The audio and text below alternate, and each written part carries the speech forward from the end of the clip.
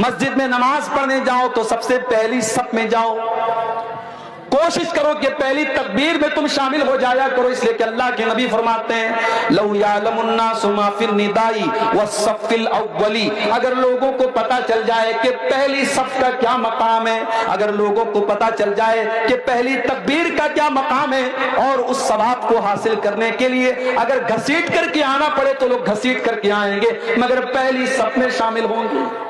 ہم کیا کرتے ہیں؟ ہم پیچھے والی لائن میں کھڑے ہوتے ہیں، نماز میں ہم سب سے پیچھے ہوتے ہیں، مدرسے میں چندہ دینے کی بات آتی ہے، دان دینے کی بات آتی ہے، ہم سوچتے ہیں سب سے آخر میں ہم چندہ دیں۔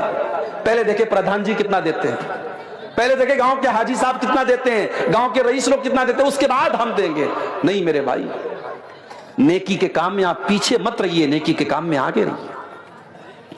حضرت ابو بکر صدیق کو دیکھو، اللہ کے نبی اپنے صحابہ کے ساتھ بیٹھے ہوئے ہیں، آپ کہتے ہیں کہ کیا تم میں سے کوئی ایسا ہے جو آج روزہ رکھ کر کے آیا ہے؟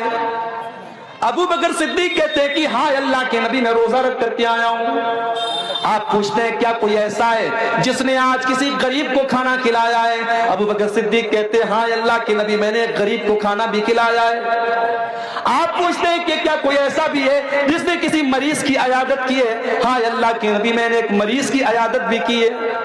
آپ پوچھتے ہیں کیا کوئی ایسا بھی ہے جو کسی مسلمان کے جنازے میں شامل ہوا ہے؟